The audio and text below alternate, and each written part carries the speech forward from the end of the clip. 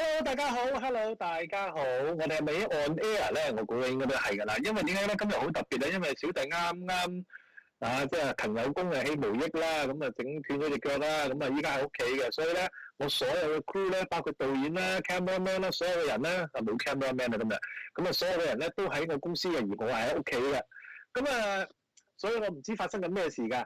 不過咧 ，anyway， 多謝科技啦嚇 ，OK， 多謝。過去幾日照顧我非常之好嘅醫護人員啦嚇，真係非常之好嘅，佢哋真係非常之關心我 ，OK， 真係大家要做運動嘅時候咧，真係要注意下啦，唔好咁百厭啦，好似我咁樣啊。好啦，咁啊今日嘅主題咧係乜嘢咧？死啦，我又唔記得咗，有冇得現場提醒我嘅咧？大件事啦，應該係曼徹斯特鬥倫敦，再鬥呢個伯明翰，係啦。點解要開呢個題目咧？好多香港嘅移民咧，用戶 BNO 移民去英國嘅時候咧，佢哋都係諗緊倫敦、曼徹斯特同埋伯明翰。OK， 嗱倫敦我就明啦，咁啊首府啦，咁啊即係最 popular 嘅地方啦。曼徹斯特咧就因為有曼聯啦，嗱我嘅理解㗎嚇。OK， 伯明翰我哋真係好少聽香港人去，但係近排咧就真係好 hit 喎。OK， 咁好啦，咁我聽到有一個消息咧，就係話我哋嘅收音好有問題啊，係咪咧？同事們，我哋嘅收音係咪有問題咧？導演，我哋嘅收音有問題啊？研究緊。哦，咁意思因為其實係因為網絡去做呢樣嘢嘅問題咧，所以就會係個 network 嘅問題係嘛 ？OK 咁我即係我即係咁講啦，幫緊你，服務緊你，大家耐心啲，可能隔耐少少就會 smooth 啲㗎啦。咁又係嗰句啦。首先咧，如果你第一次睇我哋嘅 YouTube live show 嘅時候咧，請你 like、subscribe 同埋 share 我哋個 video 出去啦。咁share 咧就等你哋睇完晒之後再 share 俾朋友啦，亦都撳個 notifications，咁等大家可以有新片嘅時候咧就會睇到啦。好啦，如果大家真係喺個聲音嗰度有少少問題嘅話咧，咁大家耐心少少，希望個網絡會好啲啦，同埋咧你哋可以去睇翻重溫嘅。咁當然繼續喺度睇住 live 當然最好啦。呢個對我嚟講係一個好大嘅鼓勵啦，好唔好啊？好啦，言歸正傳啦，講翻今日嗰個題目啦。咁其實呢三個地方咧，其實好多人咧表面上都好似好了解嘅，實質上係咪咁了解咧？但係咧，係啊，我覺得好遠㗎，好似好了解，但係實質上係咪真係咁了解咁又知又好似唔知咁樣 OK， 即係等於好多人都即係好以為好熟悉英國，其實係咪真係咁熟悉英國咧？好啦，咁咧我今日咧就揾到個老友，咁呢個老友咧做咗英國房地產好多年，佢真係中級同高級超豪級嘅住宅咧，佢都有做過嘅咁佢對英國咧都非常之熟悉嘅，咁所以咧我今日請咗佢嚟咧，就同我哋傾下偈。咁但係我先戴個頭盔先 ，OK？ 點解咁講咧？因為咧，其實做得地產嘅人咧講説話咧都有少少即係你明㗎啦，梗係幫緊自己啲嘢嘅，所以咧大家要客觀地去聽佢講嘅嘢 ，OK？ 咁同埋咧我唔知佢有幾深入啦講得。如果今日講得太表面咧，希望大家唔好介意，因為一個外國人外國人成日講嘢咧都比較表面嘅 ，OK？ 冇我哋中國人咁深入嘅。但係咧又咁講咧，我哋又聽下唔同嘅意見，參考下唔同嘅人，做充分啲嘅準備功夫咧，都係一件好事嚟嘅，好唔好啊？好啦，我哋依家咧就長話短説啦，廢話就少講啦。我哋依家就請Steve, are you here? Yes, good evening. Hi, Steve. Great. Okay. Thank you for taking your time to meet with us. Okay. So we are going to talk about London, Manchester, and Birmingham tonight. First of all, London, Manchester, Birmingham are the most popular destination for Hong Kong people right now. Okay. Yes. Will you please tell us the differences amongst those cities? Mm-hmm. Sure. I mean, these are three very different cities. London itself is, of course, the capital city, has a population of about 9 million people. It's in general, a very safe sort of city. And it's in terms of, Manchester, for example, has a population of about 2 million, and Birmingham has a population of a bit over 1 million people. So, though in terms of size, that's a big difference. OK， 咁啊，其實人口嚟講咧，就三個地方都有一個比較大嘅分別啦。咁啊，倫敦就有900萬人口比較多啲啦，跟住就係 Manchester 啦，跟住就係 Birmingham 啦。咁啊，所以咧，如果以人口多寡嚟計咧，咁就大家都其實使咩佢講啫？呢樣嘢我哋都知嘅啦。好，咁請佢繼續 ，Please keep on. Yeah, sure. Okay. So the other thing, I'll just talk a little bit about London. So London itself is probably one of the safer places compared to the other two. It's the cultural city, so it has over 1,000 cultural sites. OK， 咁啊，倫敦咧就差唔多有900萬人口啦。以 crime rate 嚟講咧，以人口嘅比例啊，佢嘅罪案率反而係最低嘅噃。Also, it has the highest salaries, but it also has the most expensive property. OK， 佢咧如果以全英國嘅人工嘅收入嚟計咧，倫敦嘅人工嘅收入咧係平均嚟講係最高嘅。咁啊，當然啦，物價咧、房產嘅地價咧，亦都係最貴嘅。Yeah. So the average property in London is around £500,000. And I'll talk about the zones in a moment. OK， 咁啊，平均樓價喺倫敦咧就差唔多係50萬磅啦。嚇 ，OK。Yes. So if we talk about zones, there are mainly 1 to 6 zones in London. Starting from the middle, which is zone 1, out to zone 6. So zone 1, the average price is about £1.4 million. Out to zone 6, which is about £500,000. OK， 咁啊，倫敦大家都知啦，分開一個區啊嘛，因為1區、2區、3區、4區、5區、6區啦。咁啊，暫時我哋講到6區先啦。咁啊喺1區嚟講咧，即係 Zone 1嚟講咧，差唔多140幾萬一個 house 啦，但係去到 Zone 6咧，可能都係50萬就搞掂啦。So in terms of, I'll go to Manchester next. So Manchester is of course home to Manchester United, Manchester City. I know you love Old Trafford. Yes. So and it has also a lot of cultural things as well, but the price is much lower. So you're looking at about the £200,000 mark for properties. New places are about 250, and and older places maybe about £200,000. In Manchester. In Manchester. Okay. Yeah. 咁啊，所以其實喺 Manchester 咧，平均樓價係20到25萬度啦。咁啊，佢要講 Manchester， 佢喺度笑我啦，因為我中意曼聯啊嘛。咁啊，所以成日佢都話啊，即係 Manchester 係我家鄉啊。OK。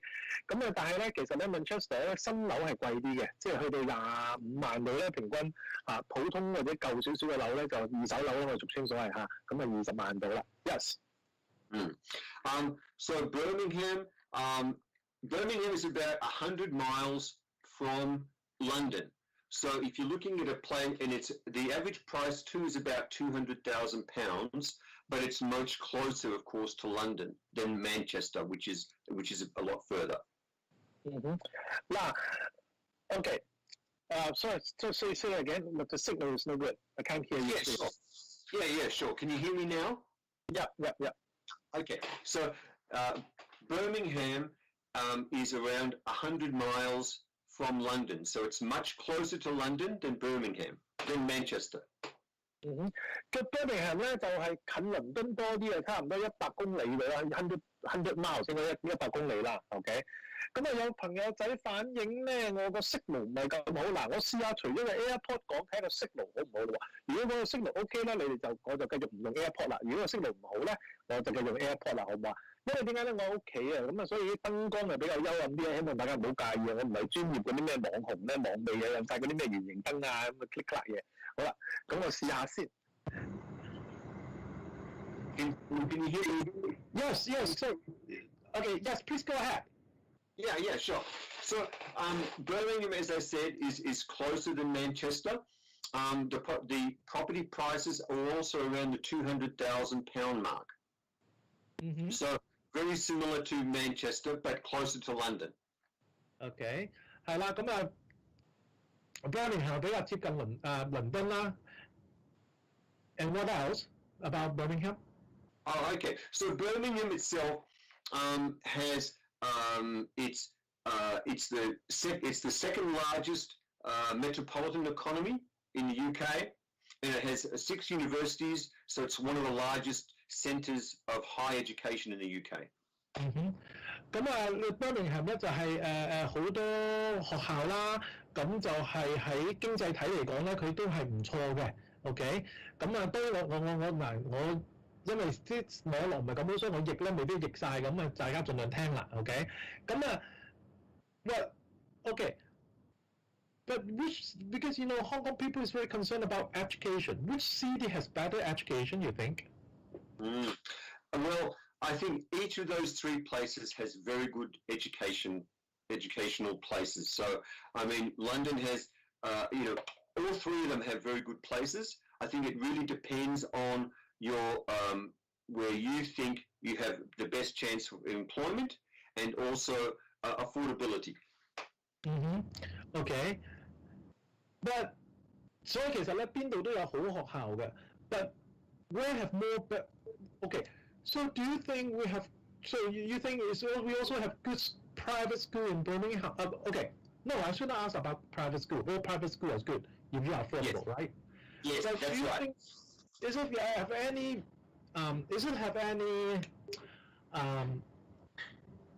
good public school in Manchester and Birmingham? Yes, there are some very good schools in both of those places, and I have in terms of those 2 cities, there are still very good schools compared to London. London, of course, has some of the I suppose, in terms of being the how can I put it, the name, in terms of being posh, you know what I mean? In terms of being posh, London, of course, is probably the best place to be if you want to be posh. Yeah, they got the big names, right? And that's what's the draw card for London, right? So, that's why, London property prices are the highest because everyone wants to live close to the big, the best universities, the best, high schools, all those sorts of things. London has probably the highest. But the thing is that Manchester and Birmingham also have very good schools. In terms of, looking at the A levels and things like that, some of those schools have still good ratings. But London, of course, is expensive. So it just depends on where you're looking to set up. OK， 咁即係聽阿 Steve 咁講嘅意見，其實即係嗱，又係好老土講句啦，咁即係度度都有好學校啦。咁但係其實喺我哋通常都要讀 public school 㗎嘛㗎 ，private school 我成日都話成全個英國你俾得起錢嘅學校咧，都係好學校嚟嘅。除咗最傳統嗰10間8間係最勁喺倫敦之外，但係其實其他 public school 喺即係 private school 喺 Birmingham 或者係 Manchester 都係唔錯嘅。咁但係如果 public school 其實 Birmingham 咧同埋 Manchester 咧都有好多好嘅 public school 嘅。咁我唔知我同事有冇嗰個 list 咧，如果有就可以喺 show 個 screen 俾大家睇下啦。如果冇咧就冇乜所謂嘅嚇。咁另外嚟講咧，就喺嗰個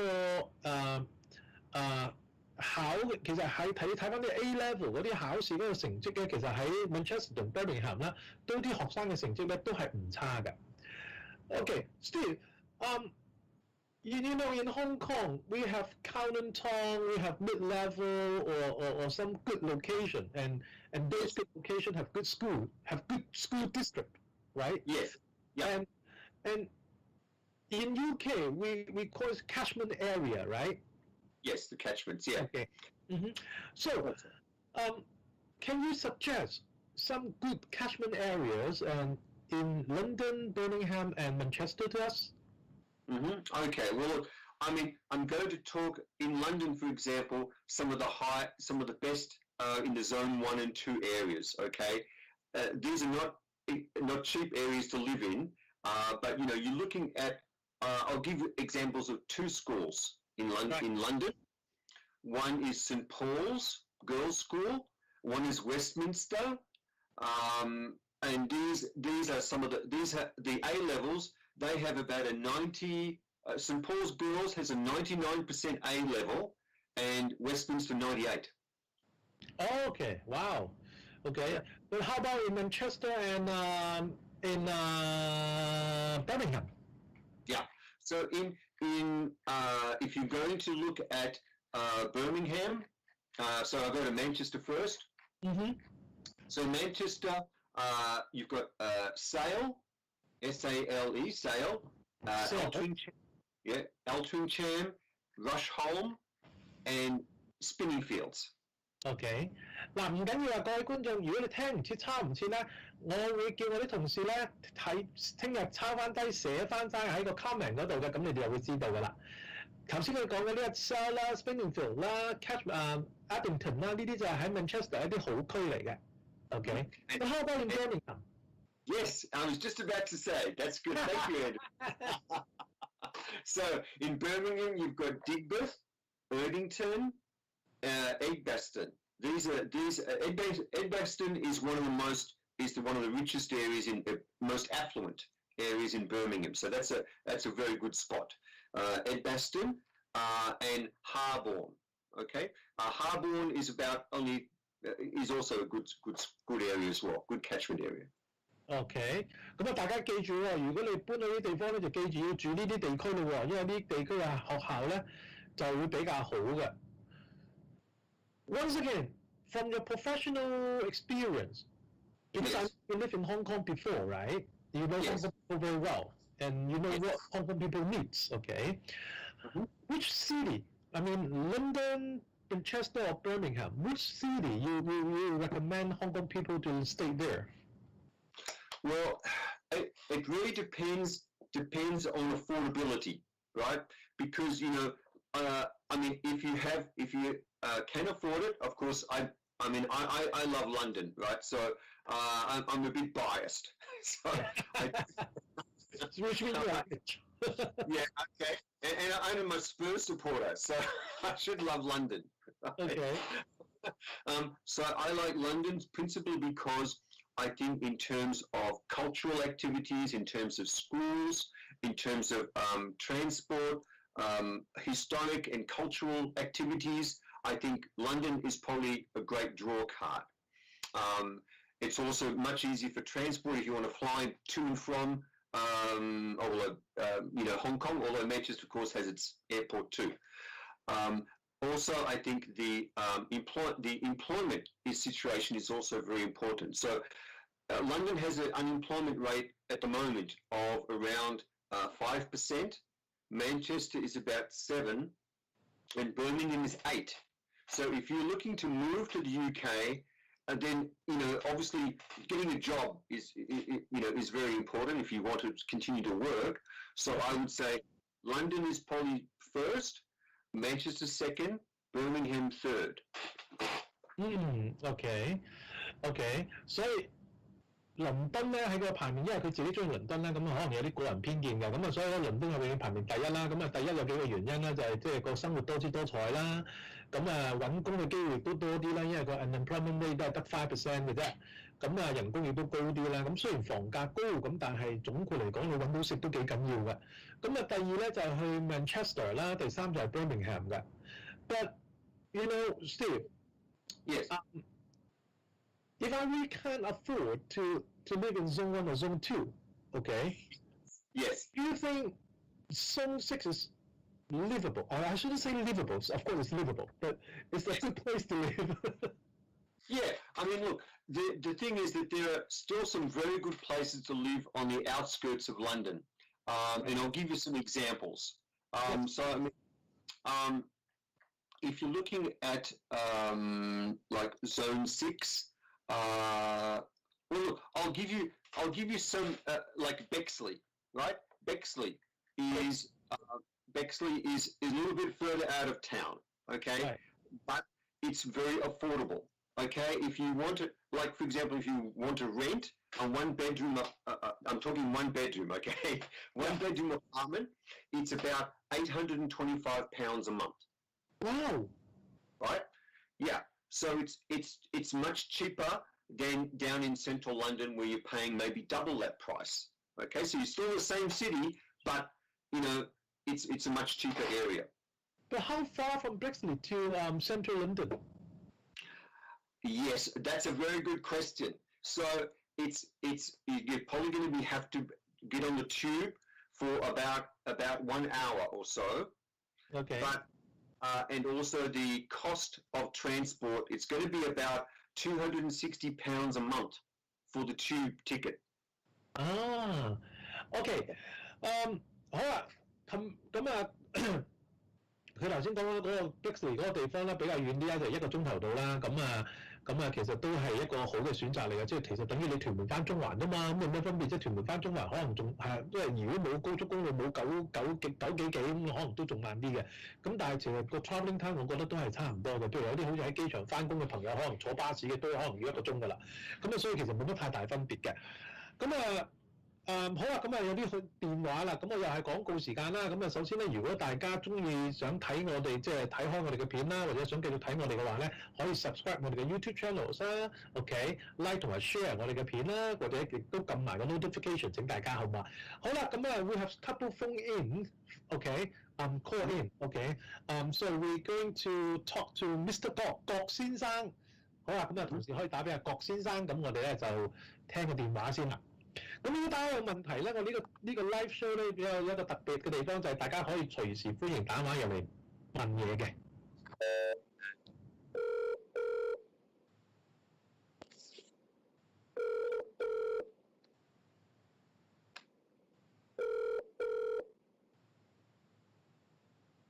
Mr. Paul, please answer your call.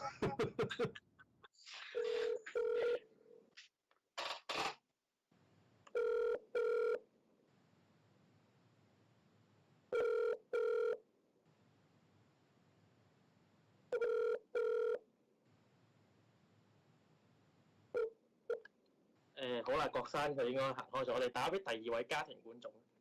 好啊，冇問題啊，即係證明我有啲電話打入嚟嘅，即係都有人聽好睇嘅。第2位家庭觀眾係梁太。好啊，梁太啊，好啊。咁啊，大家觀眾唔使客氣喎，有咩問題，譬如喺英國揾樓啊，住邊一個區啊，英國嘅生活啊，即管打嚟問 Steve， 好唔好啊 ？OK。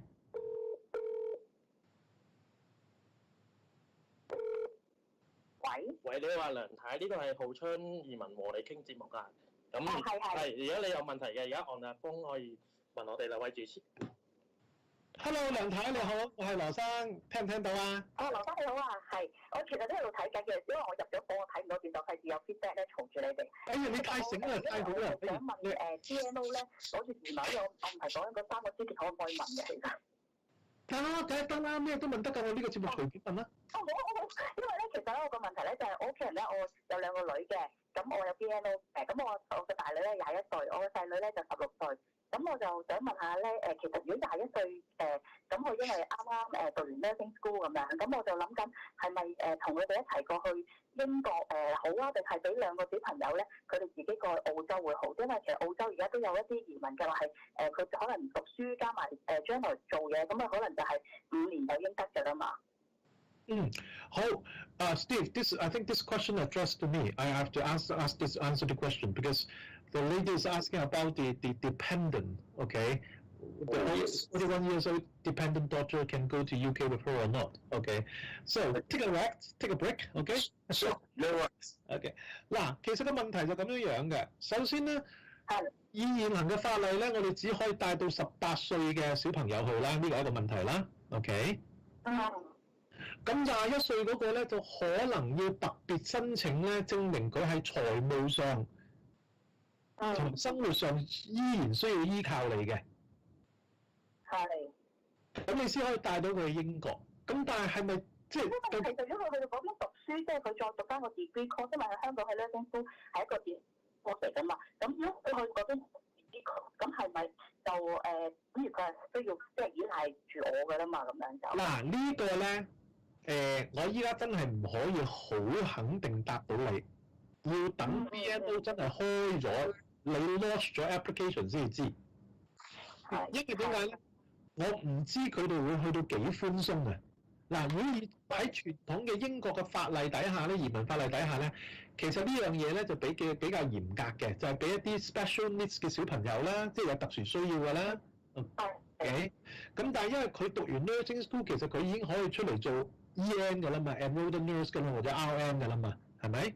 咁即係其實揸正嚟做咧，佢已經有謀生嘅能力㗎啦，我估計。但係我又係嗰句啦，值得一試嘅。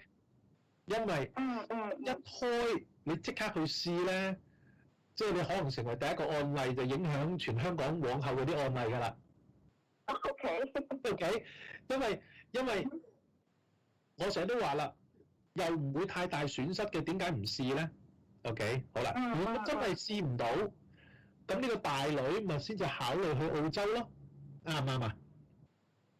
唔係，因為我諗住其實如果係英國就有一家人咯，咁但係如果係佢喺英國呢度可以申請到噶嘛，即係佢自己可能去到佢都一樣可以申請做護士咁一樣，因為其實英國都需要護士噶嘛，咁所以我哋就聽下你嘅意見，其實係咪去？如果係咁係去澳洲嗰個喺英國咁樣咯？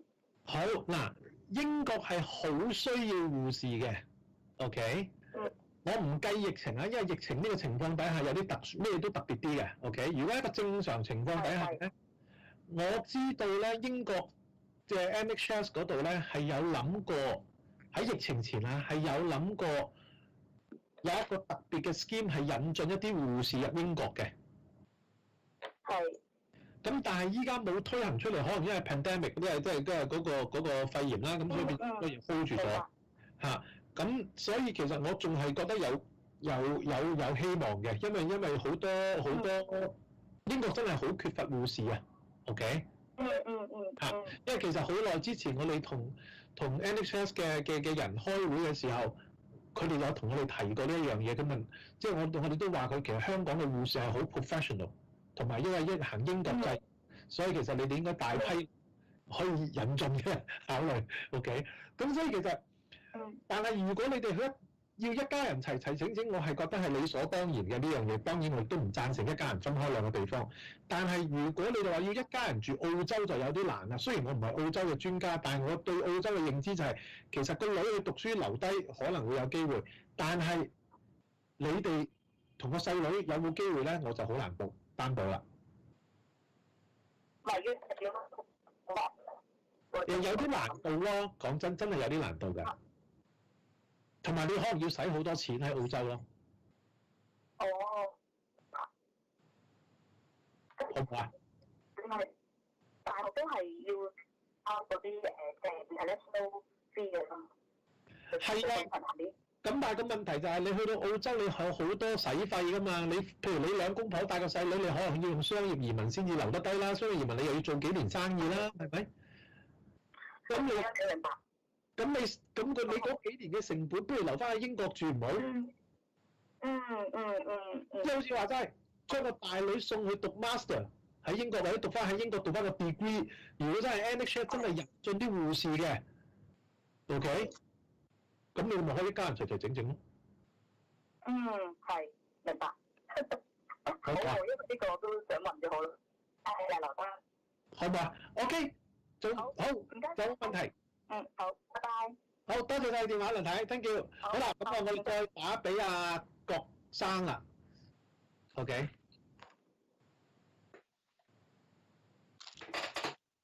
So people is do you think it's easy to find a job as a nurse in the UK? Yes, NHS is a very popular, one of the biggest employers at the present time, especially with the pandemic at the moment. Yeah, I think they need a lot of nurses in the future. Yes, they do. That's one of the highest. If you that's a very good area. 呢個移民。郭生你好。係你好，阿 Sir 你好。咁啊，唔好叫阿 Sir， 我係黃生阿小女。咁我小朋友咧就喺香港讀緊書啦。咁如果我過去英國探路，同埋幫佢報名揾學校，即係申請入學，咁啊到我暑假過去英國讀書得唔得？ OK， 其實得嘅。Steve, do you think Mr. Cox have some children in Hong Kong? Okay, have children in Hong Kong. Yeah. Okay.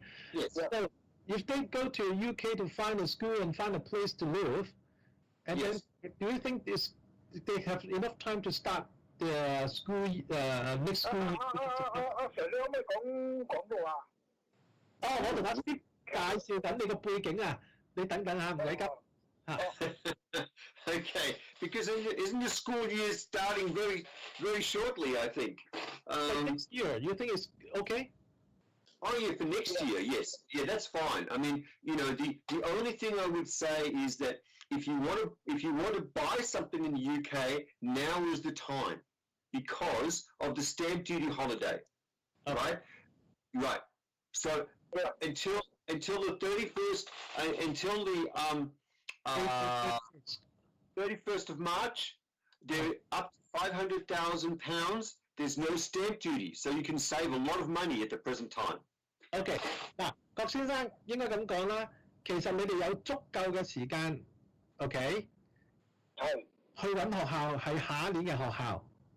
係。但係你知道咧，點解我突然間講樓咧？因為你一定要有個住嘅地方，佢先至俾你安排周邊嘅學校嘅。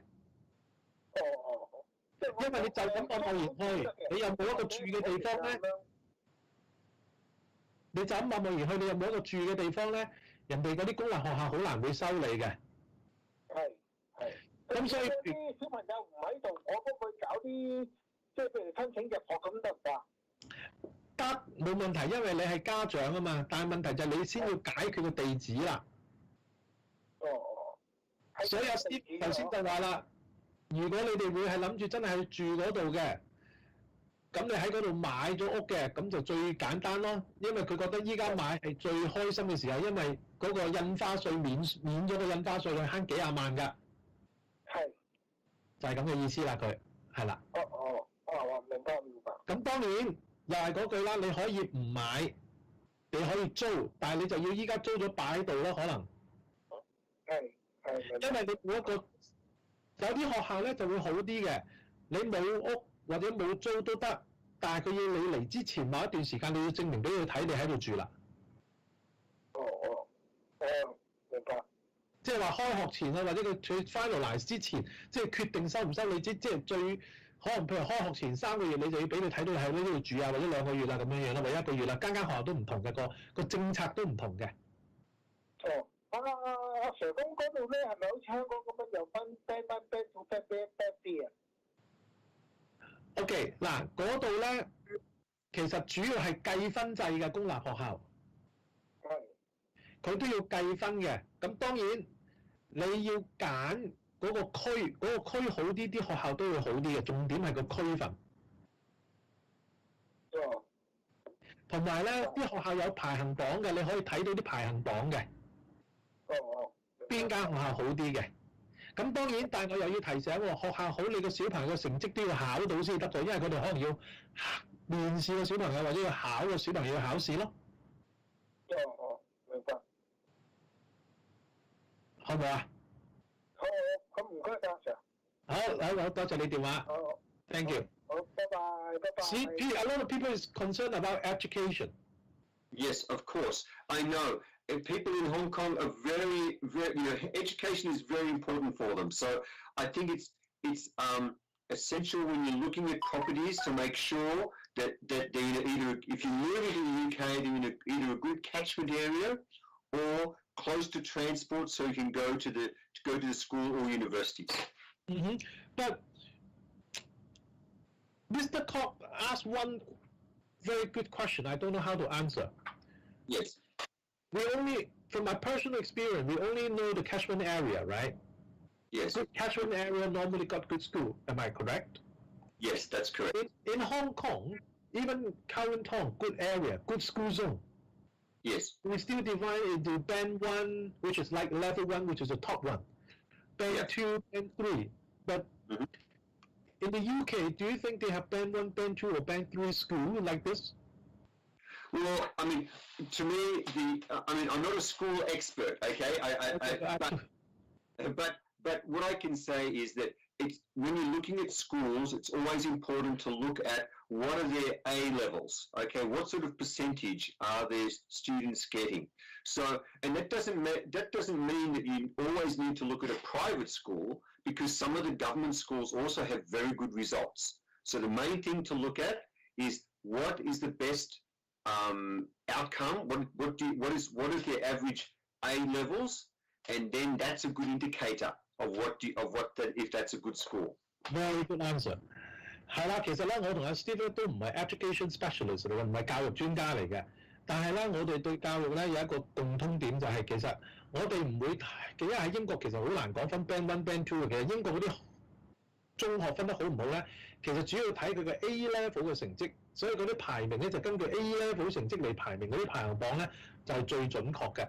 所以咧有陣時啲 public school 咧唔一定係差過私校嘅，所以你哋唔需要太擔心嘅。Okay, we have another call. Is ask education questions. Okay, Mr. Gok先生. Yes. Yeah, they're going to call him. Right. But before we get connected to Mr. Gok, how to purchase a property in the UK, such as procedure and payment term? Is it very clumsy procedure or very simple procedure, or does it take a very long time? Well, I mean, it's very similar to buying something in Hong Kong. As you can imagine, with the history, etc., it's very similar. So the procedures are, I'll go through the stages, okay, very quickly. Right. So the main thing is, trying to find the right place, putting down an offer. There's no fee for paying for the real estate agent to purchase, right? There's no fee you have to pay. Then you need to arrange a lawyer, a solicitor, and if it's on the secondary market, you need to also get a person to do an inspection to see if there's any issues. Okay, and there's a cost for that. Usually, if you also may need to do the bank, if you're getting a mortgage, may need to do a valuation, and that can take a bit of time, so a couple of weeks. So then you might also need to do a survey that might cost a couple of £1,000 to do the survey. That's the inspection report, the RICS report, right? Oh, Mr. Gok is online. Gok先生。喂，谷先生。你好啊，你好啊。係你好啊，谷生，有咩問題咧？其實我想問個關於入學同埋一個地區問題嘅。好啊，請講啊。其實咁嘅，因為其實我都自己有做一啲research 啦，因為我知道英國咧，佢入學都有啲年齡嘅規限嘅。咁其實因為本身我小朋友咧，我就打算即係明年9月啦，即係嗰邊嘅新學年咧，就過去嗰邊讀書嘅。咁但係因為我小朋友咧係06年6月出世㗎，咁即係如果出年佢就應該足15歲。即係如果我做 search 咧，就發覺佢可能要喺嗰邊讀嘅係讀 Year 11。咁因為我哋本身喺香港咧，好似今年其實升中3嘅啫嘛。即係如果香港嚟講，出年係中4嘅。咁我唔知其實會唔會去到嗰邊，因為你冇可能做1年即刻考個 GCSE 㗎嘛。可唔可以要求即係可能 Year 10開始讀翻嘅咧？嗱呢個咧，好多人都好多Mr. Gok is asking the age problem for school admission. So I'm going to answer this, Steve. Okay. Oh yeah, okay. 嗱呢個咧，其實有大部分嘅公立學校咧都揸得幾緊下嘅。係。OK。咁我俾你嘅建議咧就係咧，因為又係嗰個啦，我唔係一個 education expert 啦，但係咧我亦都有聽人講，通常啲人都係咁同我講嘅，就係話你哋依家就好去 send 定嘅 admission 嘅 application。OK。係。嚇。咁咧，因為咧佢可以同你 negotiate，因為其實佢可以俾個 test 你嘅。如果你過到嗰個 test 咧，佢可以俾你即係升班啦。但係你依家呢個問題就係你要降班啊嘛。OK。係。嗱，咁呢個降班咧，其實要真係睇睇學校嘅情況，因為你有一個好 critical year 就係 Form 4、Form 5啊。係啊，所以我諗學校應該會特殊去考慮嘅。OK， 咁有另外一種選擇咧，就係不一定係傳統嘅 public school 啦，就有啲叫做 tutorial school 啦。OK， 咁但係香港有啲家長就唔係好能夠接受啲小朋友讀 tutorial school 嘅。OK， 因為佢都係私立嘅學校，咁嗰啲係俾啲 over age 嘅。咁所以咧，其實咧，我覺得你應該先揀咗個地方，向嗰個地方嘅 public school make 咗 enquiry 先。即係定佢出年呢個時候過去check 咁樣係咪？係啦，因為咧出年咧，出年係即係你一提早問定咧，你就知道應該要點準備啦啲嘢。同埋咧，你知啊 pandemic 底下學校做嘢都慢好多㗎，所以佢要做 assessment 啊，要做 interview 啊，要做 test 咧，都要一啲時間嘅。明白。咁另外咧，我想問個地區問題啊，因為其實我本身有做一啲 search 啦，我就見好似喺 Birmingham 咧，就有一個地區叫 Solihull， 好似我見啲 comment 啲學校啊，住嘅環境都唔錯嘅。咁即係都想問下兩位意見，就話第一 Solihull 係咪喺 Birmingham 係一個好嘅區啦？或者除咗 Solihull，會唔會有其他區，即係都適合嘅，可能一家人帶埋小朋友去讀中學啊，同埋嗱。其實喺Birmingham 啦 ，OK， 有好多個好嘅區嘅 ，OK。咁你頭先講嗰個咧 ，Solihull 係其中一個好嘅區嚟嘅 ，OK。咁嗰度啲樓價咧都係講緊接近20尾30萬開始嘅樓價嘅 ，OK。甚至乎係貴啲添啊，因為 Solihull 咧係一個比較傳統嘅好區嚟嘅。明白。咁啊，同埋因為你知啦，外國人見到有 park 咧，即係公園化嘅地方多咧 ，OK， 就會比較值錢啲嘅。咁所以佢嘅樓價相對嚟講咧，可能都去到30幾嘅。明白。咁但係呢個區唔差嘅。Steve, how do you think about the area called Solihull? Solihull in Birmingham. You familiar with the area? Yeah. I'm just looking at that now. Solihull in Birmingham. Yep. Oh yeah, Solihull. Oh yeah. I know the Solihull. Yeah, Solihull. Okay, well that I think I had as one of the good places to go to in Birmingham. Yes. This is Birmingham, isn't it? Yep. Yes, Solihull is on my top 8. My top 8. Okay. And the reason why it's only about it offers the best in terms of city and country life, and it has several top-rated schools. Okay. And it's a very good. It's a very good place for families, and it's got over 1,500 acres of parks. OK， 係啦，咁谷生呢個係一個好嘅地方喎。咦？咁除咗 Solihull 會唔會仲有其他城市？因為頭先可能一落去啦，又可能都擔心嗰邊學校即係可能好多人去揀去入讀啊，即係 oversubscribe。咁除咗 Solihull 會唔會有其他建議得咩？OK， 其實頭先Steve 都講過幾個好嘅地方嘅，咁我哋會將呢啲地方咧擺喺我哋嗰個 YouTube 嗰個 comment 嗰度，好唔好啊？明白。因為仲有好多嘅，譬如你講緊Blythe Place 啊，你講緊Digbeth 啊、Addington 啊、Harborne 啊，呢啲都係好嘅 ，Bearwood 啊，呢啲都係好嘅地方，好多好嘅地方 ，King's Heath 啊，咁即係你哋要自己做下 research 啊呢啲。Yeah， 明白。Solihull is my top 8。但係相對學下 Steve 即係首選嚟嘅，即係比較高級嘅選擇嚟嘅，好唔好啊？明白，唔該晒。And Also, Solihull, that's where the airport is located, so it's very easy for international travel. 哇！呢個好緊要喎，機場喺嗰度喎。哦，明白。咁你落機翻屋企會比較快啲喎。好啊。OK， 好多謝晒你電話。Thank you for your call, Mr. OK。So， 嗱我頭先阿 Steve 講咗啦，買樓嘅程序咧就要 just mention about buying the procedure of buying a property. Select the property, put offer, okay? Yes. Normally, what's the percentage of down payment we have to pay? Usually it's about a 10% down as a deposit. Mm-hmm. And this is if it's on the secondary market.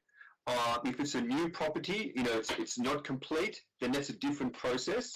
But if it's in the secondary market, 10% down, then you also should arrange a person to inspect the property, make sure it's in the right, it's the condition, and then also arrange the mortgage, and then arrange the settlement. Now between the offer and the settlement, you need probably about 6 to 8 weeks, because you also have to arrange the mortgage and the solicitor to do all the legal work. Okay. How much is the inspection work or the home report? The home report usually, there's a couple of different things. Number one, the bank may charge you a fee to do a valuation report. Right. So if you do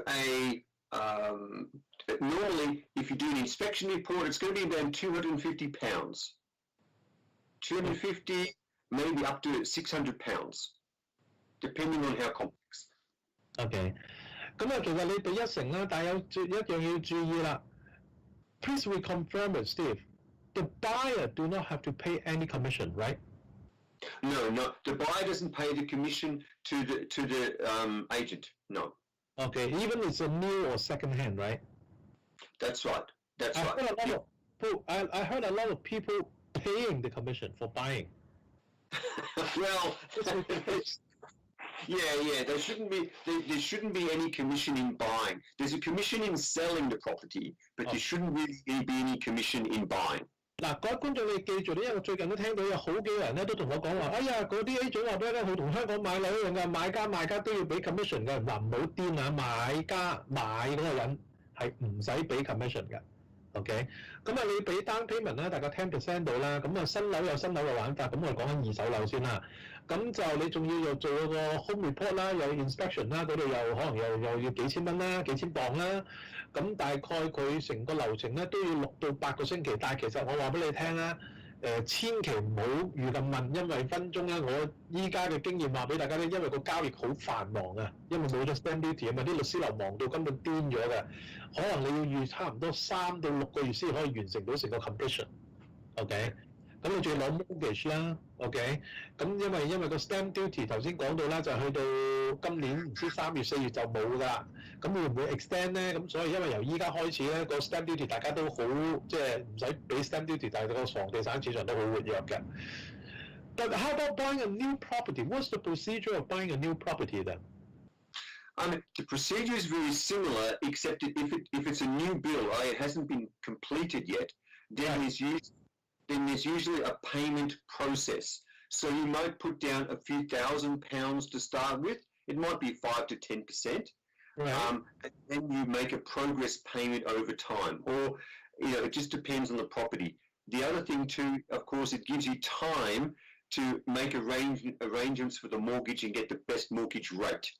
Okay, we have some more phone calls waiting. So we have to answer some call first. But I think some of the call is about education. Okay. 好，打俾阿林太啦。I'll be back in a moment.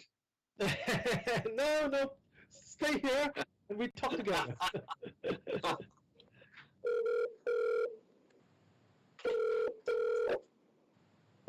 But buying a house and buying a 喂，你好，林太啊。係呢個移民和你傾啊，咁同你接通咗主持啊，你可以發問你嘅問題。好啊。Hello， 林太你好。你好啊。咁我想問下咧，Birmingham嘅有關。係。咁我就想問下咧，咁其實人人都話嗰個住所都比較高啊，想問下邊個區會比較好啲，同埋邊個區比較危險啲？好。咁仲有係啦。Steve, a lot of people say Birmingham having a very high crime rate. Yes, that's what I was talking about. Yes. Okay, but so which district have lower crime rate then? Ah, yes. Okay. So, that place that we just mentioned, that is a good area. Those top 8 areas have a lower, should be a better choice in terms of crime, lower crime rate. You've got Erdington. Erdington is 5 miles northeast of the city centre. That's one of the better places to be. Erdington, huh? Erdington, Edgbaston. Oh, Edgbaston, Yeah, Harborne, and Jewellery Quarter. The Jewellery Quarter, yes. Yeah, Jewellery Quarter, and Moseley and Kings Heath. These are the sort of suburbs. These are the areas I think which have a better for in terms of safety. OK， 嗱，各位觀眾你唔需要驚嘅，如果你聽唔切嘅話咧，我嘅同事都會將啲地方 list 翻落嚟話翻俾大家聽嘅，好唔好啊？咁呢啲地方咧，其實有個共通點嘅，佢都唔係喺個市中心區嚟嘅。通常啲 crime rate 咧就喺晒市中心，喺啲 suburb 嘅地方咧就會好好多嘅，好唔好啊？咁我明白啦。咁仲有一個問題咧，我就關於即係讀書嘅。咁小朋友咧，佢咧今年16歲啊嘛。咁我喺香港咧就升 Form 5啦。咁去到係應該係讀GCS 咧，定係讀 A level 咧？佢今年讀 Form 5。因為其實咧就喺香港嗰啲 agent 咧就同佢即係問佢哋咧，佢哋通常都會 advise 我哋係讀 A level 啊咁樣 OK 嘅咁，但係咧我哋咧就如果係去到即係做其他人咧又話我唔得喎，一定要考 GCS 先可以讀到 A level，咁就想問下嘅應該係點做咧？嗱，依家咧香港嘅學制變咗，係有啲唔同嘅版本嘅 ，OK。其實咧，我自己嘅經驗咧，真係世事無絕對嘅 ，OK。好多時咧係視乎嗰間學校點去處理你嘅問題 ，OK。It's education issue again because the education system in Hong Kong changed. We no longer have GCSE, O level and A level that we used to have, OK. Yes. We are changing to a 6-year system. So if you 如果你咁樣嘅話咧，其實咧。如果你按一個正路嚟計咧，你讀完 Form 5，你就要用 Form 5嘅成績咧 ，OK， 去申請讀 A level。OK， 咁最穩陣嘅方法咧，就係自己再考翻 GCSE O level 補翻幾科。補翻幾科，即係點解叫做補翻幾科啊？因為可以自己報考 O level 㗎嘛。係啦，咁喺中國嗰邊報考咁樣啊？都係可以咯，可以咯，即係等於我哋以前讀會考要自修生咁啫嘛。係啊 ，OK， 咁所以唔需要太同埋咧，其實你個 situation 同頭先嗰位先生係一樣嘅，好多香港人都面對呢個轉接期嘅問題嘅，因為我哋依家冇 Form 5冇 Form 6 Form 7啊嘛，脫離咗英制㗎嘛 ，OK， 咁所以其實咧，我都會建議大家向你心儀嘅學校查詢，咁係最好嘅。因為點解咧？就算你揾一啲專業嘅 education consultant， 其實佢幫你申請學校嘅時候，佢都要問翻個別學校嘅好多時。原來咁樣，我以為係即係睇歲數嚟做添。歲數都係一個問題。兩者都係一個問題嚟嘅，明唔明白？所以最穩陣就係直接問你心儀嘅學校。係啊，點解咁講咧？我好多時我自己我都做過留學即係升學顧問 ，OK？ 但係其實好多時好 specific 嘅問題咧，好專業嘅問題咧，都要去翻申請人想申請到間學校去問先至得嘅。比較寬鬆啲嘅嗰啲學校咧，坦白講咧，唔使問啊，嗰個 consultant 可以話事嗰啲學校咧，就我有保留嘅。因為點解好嘅學校都會比較 selective， 有佢自主權多啲嘅，呢個哋大家要注意。所以提早申請出年9月咧係啱㗎，你哋。咁即係我頭先問，我而家問呢個咧就係16歲到嘅，咁我仲有一個咧就係而家咧係10歲嘅，咁佢今年就應該升5年級啦。咁佢就因為下年咧，如果係喺英國咧，即係2021年嘅9月咧，佢就應該係即係讀中學咁樣啦。咁我係而家應該去到咧，我係申請小學啊，定係睇佢重點係應該睇小學定睇個中學多啲咧？睇年齡呢個歲數一定係睇年齡，唔使諗啊。OK。即係我應該係睇，我而家就去到係讀小學啦。咁我應該係睇埋佢出年嗰個9月嗰個中學係咪咁樣？個 age 冇錯。唔使睇住啊，睇咗小學先啊，到遲啲先再睇9月嗰個小學咧，嗰個中學咧。好，我會叫同事做一個 table 俾大家 ，OK， 擺喺呢個 YouTube 個 comment 嗰度，你哋就去對啦 ，OK 嚇，因為咧我記唔到幾多歲係幾年班嘅，即係年紀大啊，唔好意思啊。因為其實咧，佢小學、中學咧係用 age 去計嘅，呢個比較啲嘅，唔係你想讀幾年班就讀幾年班 ，age 係一個好大嘅concern嚟嘅。頭先啲朋友咧係因為佢真係同你即係有啲尷尬嘅情況，所以我會咁樣建議你哋去問咗學校先。咁樣，唔係我而家係即係話我知道佢係9月即係2021年嘅9月咧係會讀中學，但係我係而家可以做緊，即係已經可以睇嗰啲9月嘅中學啊，因為遲啲先做咁嘅意思啊。依家可以 apply， 梗係依家可以 apply 啦。而家做到9月啦，已經係。其實咧，只要今個學年開咗，所有人都可以升下一個學年㗎啦。有啦，咁有啲學校或者點添？有啲名校今年12月就截止出年9月嘅報名㗎啦。所以你哋依家係 right time to start， 係一個好嘅時間去申請學校㗎啦。再遲啲你哋就冇位㗎啦，有啲人係2年前開始提出申請㗎啦，啲勁嗰啲學校。冇㗎，咁誇張！而家仲話下年好多人衝緊過去添。所以你哋最好依家就申請定你心儀學校，但係又係嗰句啦，你要揀咗個 location。係。OK。明白晒。咁同埋頭先想問下咧，當時同埋傾嗰度咧，嗰個其實係咪一個方便嘅區嚟嘅咧 ？OK。其實喺英國咧，每一個區都，即係我哋講緊呢啲區咧，都唔係普通或者好僻嘅區，都係一啲比較好嘅區嚟嘅，所以都方便嘅，唔需要太擔心。因為我都睇過嗰度有啲independent school 啊，同埋有啲即係嗰個區都係比較多學校嘅。原來 OK。因為咧，明白晒。當然。冇好似香港咁方便，你可能都要揸車去食嘢啊，揸車去 shopping mall 啦 ，OK， 但係呢個先至啊嚇，但係佢唔會係好僻、好窮鄉，即係唔係窮鄉僻啊，即係好偏僻嘅地方唔會嘅 ，OK？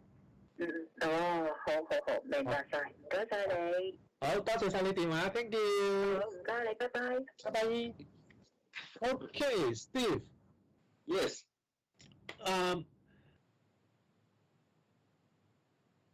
So, do you have any tips for Hong Kong people when they are living in the UK?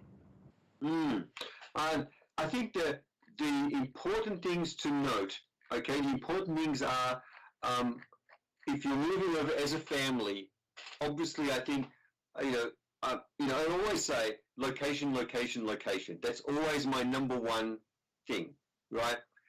So it's very important to make sure that you're living in a place which has good schools, good transport, and a safe area.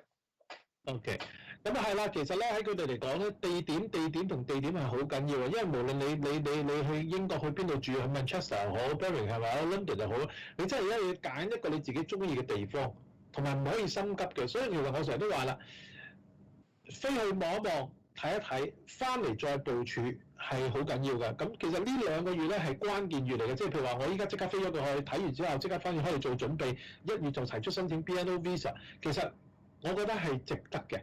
Okay, and but you know sometimes it takes a very long time to buy a house. The completion periods take a very long time, maybe sometimes up to 4 to 5 months, right?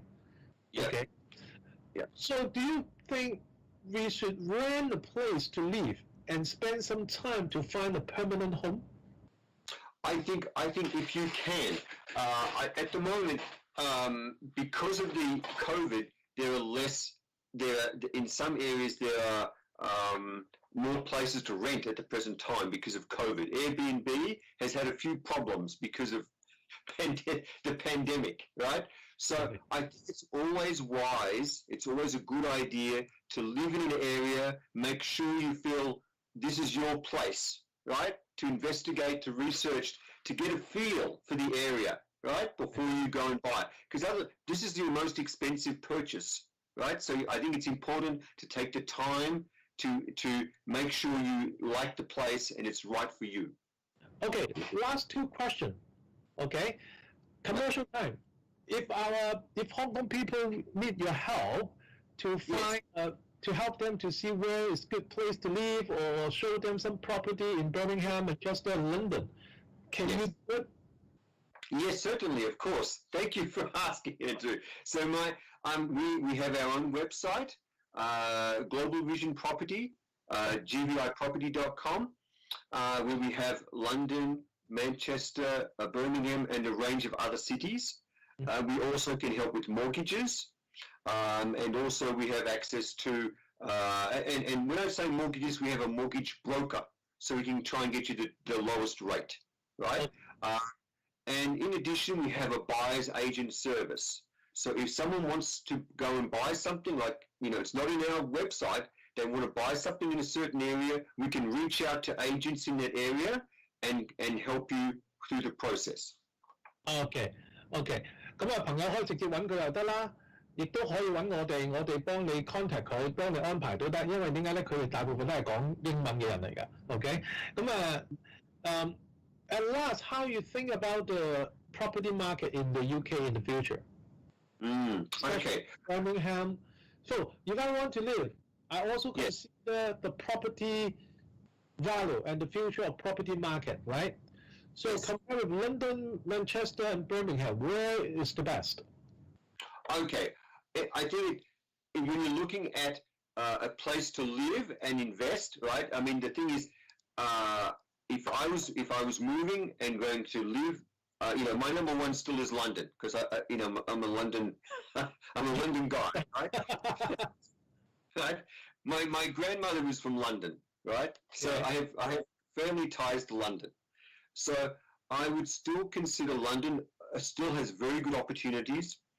That's my number one. And if you look at the growth in pricing over the last 12 months, I don't know if you can see this. I'll try and share this. Maybe she can show this on the screen. I'm not sure.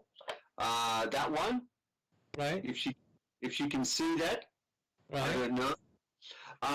But anyway, I feel that London has a very good rate of return. The last 12 months, it's up about 5%. Mm-hmm.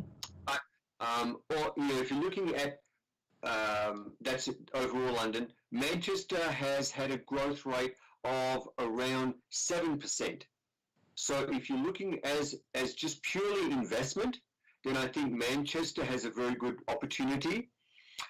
Birmingham, which is close to London, also has a very good return of around 5 to around 5 to 6%. Mm-hmm. Particularly because it's closer to London, so that's also a good rate.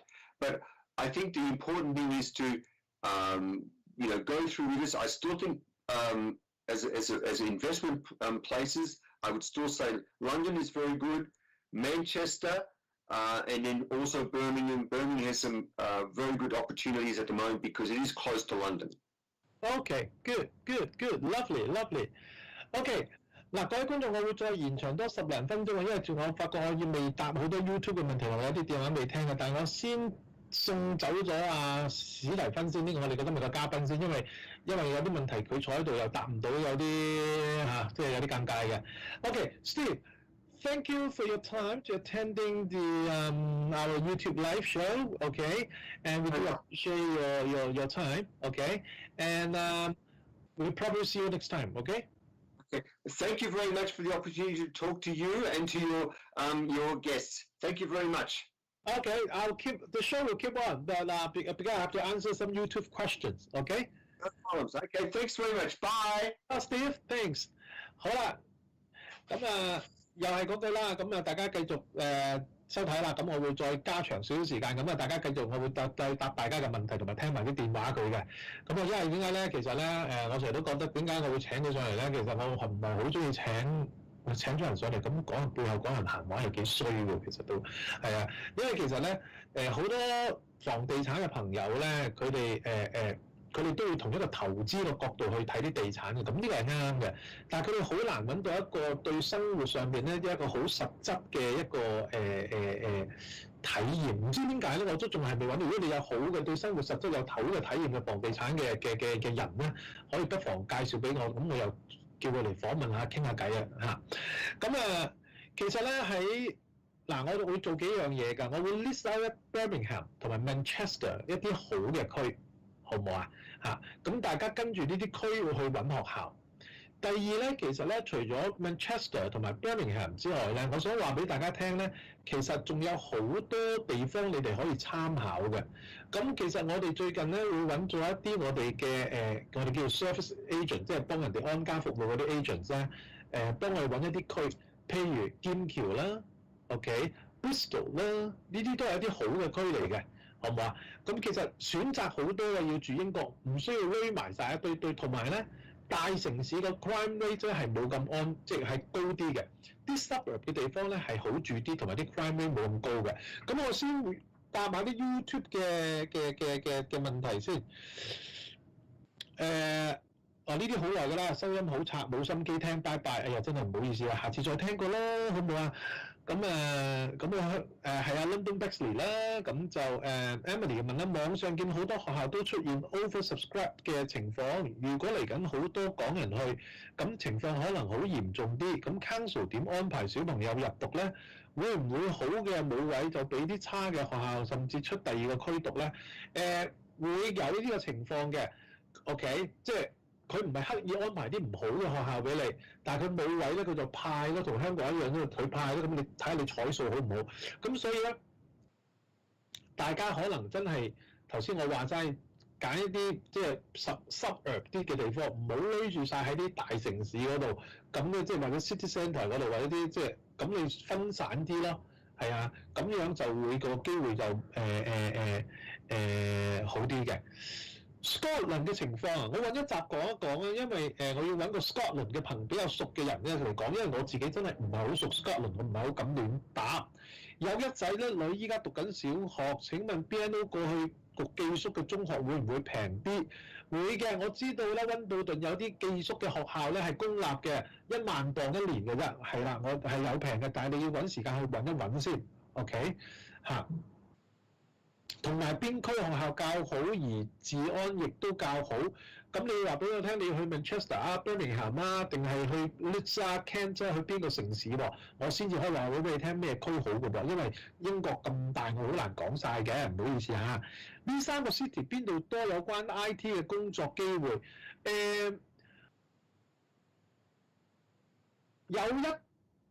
我會覺得。Birmingham 個發展潛力係好嘅，因為點解咧 ？Birmingham 離開倫敦比較近啲，咁而家好多人咧就慢慢去 outskirt 住啊 ，OK 啊，咁但係你話仲要睇下你嘅 IT 工係邊一種 IT 嘅工種喎？如果你係 general 嘅話咧，咁你去翻啲大城市 Manchester 啊、Birmingham 都 OK 嘅。如果你好專嘅咧，你就話俾我聽咧，邊一個地方啦，好唔好啊 ？OK， 即係你會諗住 settle down 邊度咧 ？OK， 咁啊繼續投訴我收音好差，真係唔好意思啊！我諗呢個係 network 嘅問題啦，啊。咁啊，朋友講啦，Sutton 啊、Gouville 啊，同埋Solihull 啊，都係唔夠學位，因為呢個最熱門、最好嘅區。咩話？我要咩啊？咩肚仔每日變 fit 啲，係要我減肥啊！有人捐錢俾我哋，我多謝你啊 ！OK， 又有 tips 收啊，真係太開心啦！小學生以 BNO 去英國讀政府辦嘅學校。要交學費嘛 ？BNO 咧，如果去 public school 係唔需要交學費嘅，好嘛？嚇，咁就其實咧 Manchester 嗰度咧係適合家庭居住同埋有冇好嘅中小學有嘅 ，OK？咁其實咧我試下揾嗰個排名嘅 list 俾大家，等大家可以 search 下先，好唔好啊？嚇！咁就想問下英國買樓用 Help to Buy、Share to Buy Scheme 係唔係只能夠用英國收入證明就可以批到 mortgage， 而唔可以用香港嘅收入證明？嗱，其實咧，哎呀，阿 Steve 走咗，佢應該嚟答呢個咧。如果你要玩到咁即係咁有趣咧 ，OK？ 你可以去要問一個 mortgage consultant， 但係咧，我同阿 Steve 前兩日傾嘅時候咧，我哋建議香港人，如果你真係要買樓嘅，請你依家喺香港有工嘅時候就買咗佢，攞咗 mortgage 佢。因為如果你去到英國買樓，你冇工嘅話咧，你講緊咩 mortgage 咧都冇用嘅，好唔好啊？呢個係一個少少嘅技巧嚟嘅，好唔好啊？Birmingham 揾工難唔難？其實 Birmingham 咧揾工咧，有人同我講話唔係好難，因為咧佢有好多新嘅工種啊，即係好多佢嗰個新嘅工種啊，同埋佢嗰個叫咩？佢嗰個發展嘅前景係好啊。但係咧，我又最近做咗 research 喎，發覺佢係最高嘅 unemployment rate 喎。咁所以呢個我都有啲矛盾啊，係啊。咁但係。如果你係有一啲 unskilled 嘅 job，OK， 即係比較 low end 嘅 ，OK， 譬如超級市場工作啊，或者一啲其他嘅工作嘅 low end 嘅工作咧，其實原來喺英國好多人都唔願意做嘅 ，OK。咁我成日都話啦，如果俾我係一個新移民咧，我成日建議大家由 junior 開始做起，慢慢會升翻上去㗎啦 ，OK。咁就希望有一集講 Manchester 同埋 Solihull 好啊，我試下揾人嚟講啊，好啊，冇問題，多謝你嘅意見啊 ，MCCTT，OK， 小學一年班有冇 grammar school 同埋幾多錢？你係講緊 public 嗱，如果你講緊 private school 嘅話咧，其實真係每間學校都唔同嘅。咁如果你講緊 public school 嘅咧，就係唔使錢嘅，做咩事都 short 咗啦，開始嚇。咁但係Harvard Mansfield have a good school, easy to find job. OK， 呢個 Mansfield 我要睇下，我要睇啦，我都未做過 research， 要問下當地人先知。好啦，咁我應該仲有幾個電話要講嘅，係咪？咁就係咪啊，同事？係咪仲有幾個電話要打？咁啊，不如答埋佢，打埋佢吧。好，下一位係陳太啊。好啊。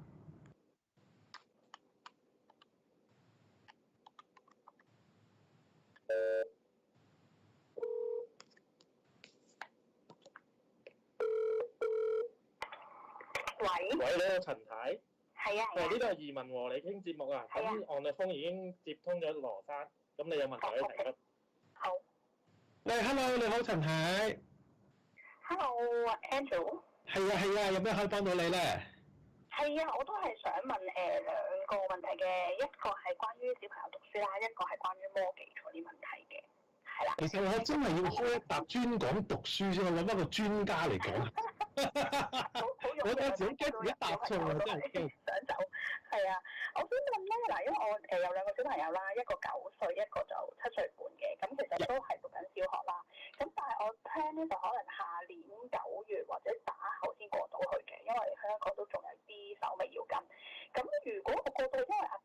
個咧就會有啲尷尬，佢應該係出年即係9月就要報 Year 6即係升中學啦。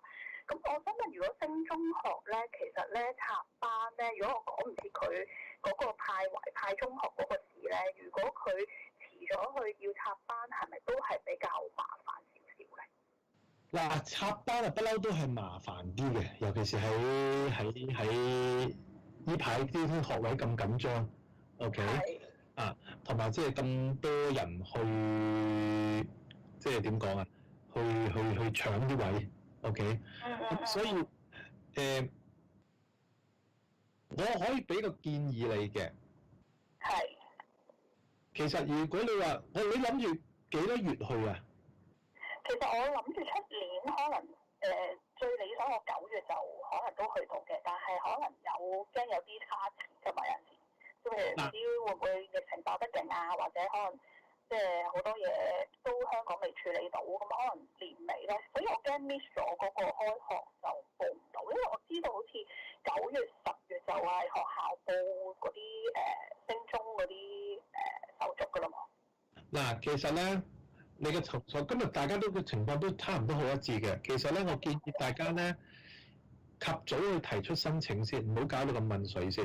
因為學校會處理好多 application， 亦都因為好多人都係 home office， 咁好多特別嘅 arrangement 咧變咗咧嗰個成個整體嘅運作都會慢咗嘅。OK。係。第二件事咧，如果學校遇到一啲特殊嘅問題咧，即係你 apply 嘅時候咧，佢會提前話俾你聽嘅。咁你哋會比較好處理啲嘅，因為點解咧 ？Last minute 咧，永遠都唔係咁即係咁穩陣嘅。係。係咧，你最好揾定一啲 public 嘅，有 boarding 嘅，或者嘥少少錢，好似我以前講過，嘥1年讀 boarding school 先 ，OK？ 嚇，點解咧？你起碼 secure 咗1年，個小朋友讀咗先，開咗學先。因為你越 delay 咧，你越危險噶嘛。係。你嘅變數會越多噶嘛，啱唔啱先？啱。係啊，所以我會建議大家咧，所有聽眾或者觀眾都記住一樣嘢，早少少去 apply 你哋心儀嘅學校 ，OK？ 或者同嗰個地方嘅 catchment 嗰個。即係嗰啲 public school 直接了解咗佢哋嘅情況 ，OK？ 咁咧，你哋先好 plan。點解咧？又係嗰句，因為決定權永遠喺嗰個學校嗰度，你唔同佢丟咧，你大家喺度估咧就冇乜着數嘅。係。係咪？但係如果我哋未過去，但係即係冇嗰個 UK 嘅 address，佢哋學校會唔會收我哋？嗱呢個咧就要，如果你有親戚朋友，咪俾一個親戚朋友嘅地址佢咯。哦 ，OK。如果你冇嘅，咁你可能真係要重本啲啦，咪租定一個地方喺你心儀嗰個區嗰度咯。係。再重錘啲，我哋啲家長就係，我都一定係要住嗱新豪㗎啦，我一定要住嗰度啦，我買定喺嗰度先咯。係。因為即係你一定要做啲嘢。去令到成件事完成到，如果唔係真係強嘅，尤其是呢1-2年咧，真係太多人去啦。係。同埋你哋都知啊，嗱，你即係嗰啲咩，即係你哋好多網絡上啲群組都講緊，好多人揾唔到，即係唔夠學位啊，或者揾唔到 placement 啊，要去遠啲啊，或者其他學校，係事實嚟嘅。係。係啊，所以其實大家依家開始 take action 就啱㗎啦，啱係點解咧？啱開完學啦。嗰啲 admission office 就開始得閒啲處理啲 application 啦，你哋依家去做啦。OK，係啊。另外我都想問咧，如果咧真係，因為我知道咧，如果嗰邊讀大學嘅話咧，其實咧就要18歲到啦。咁如果真係同埋好似要住滿6年啊，如果我冇記錯，先至可以攞 local fee 去讀個大學嘅。咁如果真係可能譬如3-1年半年，我可唔可以咧個小朋友defer 1年，即係延遲1年先至入大學得唔得㗎？嗱，其實咧，你計翻，其實你去到第5年，你就可以攞到 settlement visa 㗎啦。點解要6年咧？唔知，我聽人講。係啊，你攞到 settlement visa，你就可以計 UK 學生嘅學費㗎啦嘛。OK。係啊。第6年係第5年。OK。係啦，咁你 settlement visa 你計第6年都啱，你攞到英國嘅 citizenship 啊嘛。係。咁都穩，即係佢嘅呢個講法我都覺得冇錯。咁但係其實你攞到 settlement visa 已經有，即係你已經係唔同你以前㗎啦，係啊。OK。仲有最後一個問題，我想問頭先我聽你講啦，因為都話嗰啲 mortgage 可以即係可以喺香港趁有嘢做就做定啦。咁我想問你嘅意思係指，譬如我香港而家仲有工嘅，咁我係申請嗰邊嗰個 mortgage 定係香港嘅 mortgage 去買？嗰邊，因為嗰邊嘅 mortgage advisor 咧，佢幫你安排㗎啦，佢哋會係啦。都可以嘅，原來咁樣。係，你梗係因為你有個入息證明啊嘛，係啊。係，但係個 rate 嗰個息口會唔會貴過喺當地咁樣？會有機會 ，OK， 但係都係視乎唔同嘅銀行，要視乎好多嘢，嗱，要視乎你嘅 down payment啦，你層樓係點樣啦，你嘅年齡啦，咁好多嘢要計數噶嘛，你嘅入息穩定性啦 ，OK， 佢哋睇好多嘢嘅，佢哋有成個 system 要打晒啲嘢落去，跟住要同 bank 去攣㗎啦，傾㗎啦，咁唔同嘅 rate 啊，唔同嘅 risk factor 都會影響，即係你個危風，即係個風險程度都會影響到嘅。咁所以如果我而家想即係穩定嘅話，我係咪應該喺網上面揾啲mortgage consultant 喺嗰邊嘅公司嗰啲？係㗎，你可以揾到啲 mortgage consultant 啦，或者咧其實如果你會經即係嗰啲叫做地產公司幫你去買樓嘅，其實佢哋會有相熟嘅，係啦。OK， 好，明白晒，唔該晒你啊 Andrew。好，多謝晒你電話。thank you。好，拜拜。拜拜。好啦，咁另外咧 Facebook 有啲問題嘅，咁啲問題永遠都係開頭好拆聲啊，咁我除咗個 iPad 就好啲啦 ，OK？你個女係15歲啦，讀緊 Form 4啦 ，What we suggest her in this status? Many people told me that it's really hard to seek for a good sixth form college for her when finished Form 5 in Hong Kong and also lost a job to take level 11. So it means that private school is our only choice. 嗱呢個咧係好尷尬，因為我哋改咗個學制之後咧，其實而家真係要過頭先等於呢個問題咧，就係你個女15歲，但係佢哋讀緊 Form 4，過到去讀 Form 5，咁但係又讀唔到，即係考唔到 GCS A level O level。其實呢個咧每間學校嘅情況都唔同。同埋睇個水準係點樣樣，咁咧我直情亦都有，我突然間記得有個版本咧，有個人係同我講過咧，佢哋會自己去，即係除咗自己去考咧，佢會自己去補課啦，咁會再去考啦咁樣樣。咁但係呢個問題咧，我會再請教下啲專家，我會開一個節目咧，開一集就講 education，我會盡快開一集做 education 嘅，咁就睇下點樣樣去解決呢個問題佢啦，好唔好啊？咁就唔識英文移民英國會唔會好困難？如果你就咁講攞 BNO Visa 咧，就唔難嘅，因為佢個 Visa 咧就話你認定你肯去讀英文就得㗎啦。但係如果你真係喺英國生活咧，就真係有啲困難嘅。OK 好啦，咁問 Facebook 嗰個問題就唔係好多。咁我哋係咪仲有電話啊，同事？仲有位徐小姐，咁聽埋徐小姐，我哋就收工啦，好唔好啊？因為已經11點啦，原來辛苦晒你各位同事啦。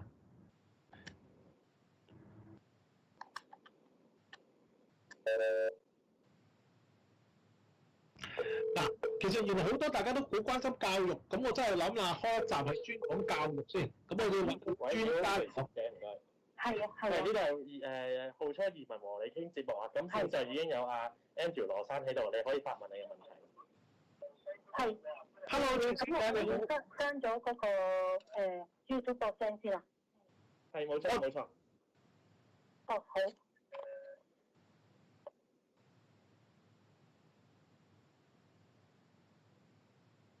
可以講嘢㗎啦。係。而家問得啦，係咪啊？係啊，徐小姐你好，唔好意思咁夜先打。你好啊。咁咧，其實我直接咧揾咗嗰邊嘅公校咧，問咗收唔收 BNO Visa 嘅學生嘅，咁佢都幫我問咗政府部門，佢話佢學校都可以收 BNO Visa 嘅學生嘅，因為我哋唔係收開國際生㗎。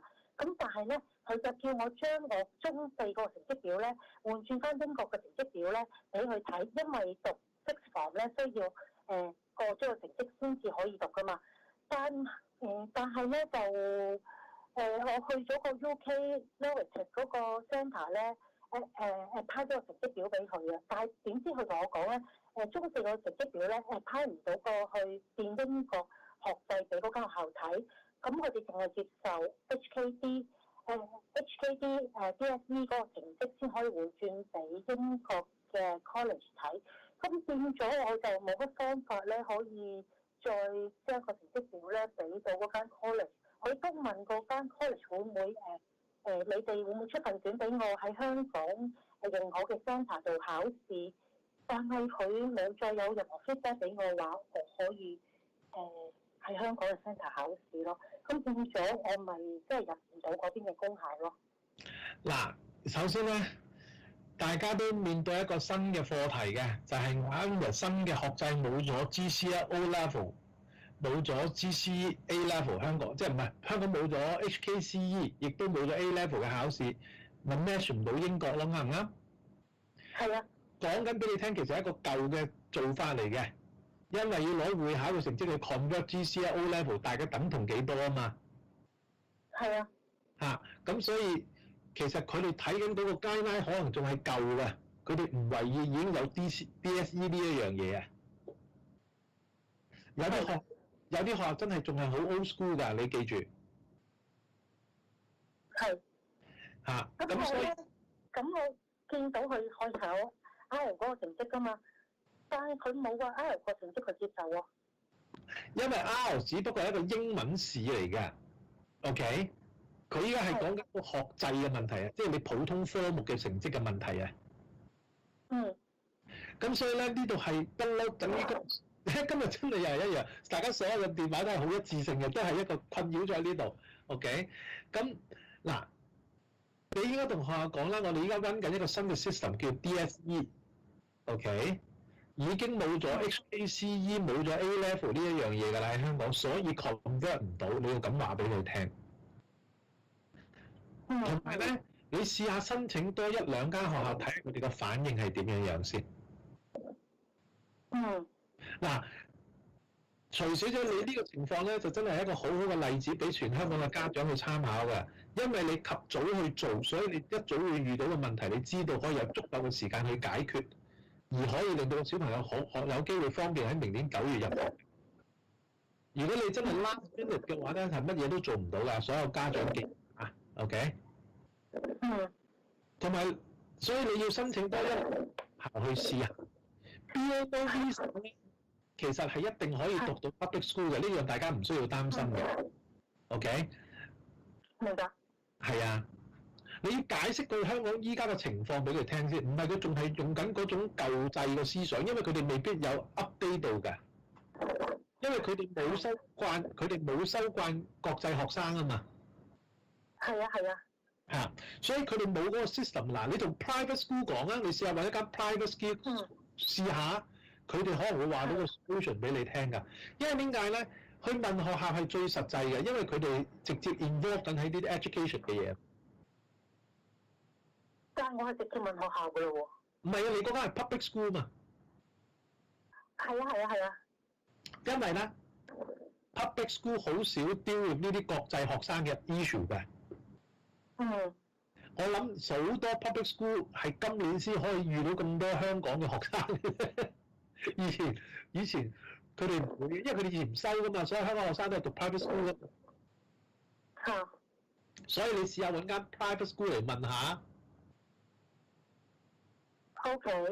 咁仲有想問聲咧，我想去 Huddersfield 㗎，咁但係我睇治安嗰度就因為西嘅黑郡就好似講出嚟比較差咯。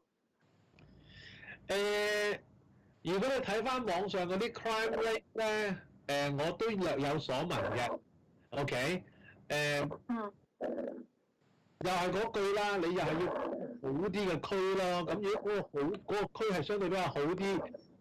就睇下你越嗱咁講，個 crime rate 高咧，而你嗰個區好咧，都叫做安全啲嘅。咁但係你個保安設施，就算個區好咧，你哋嗰啲保險啊、嗰啲防盜設施都要裝好啲嘅，呢個係事實嘅。咁喺英國咧，好多時會有 break in 嘅，入屋偷嘢啊，咁啊你哋所有啲貴重物品唔好擺咁多嘢喺屋企，講真。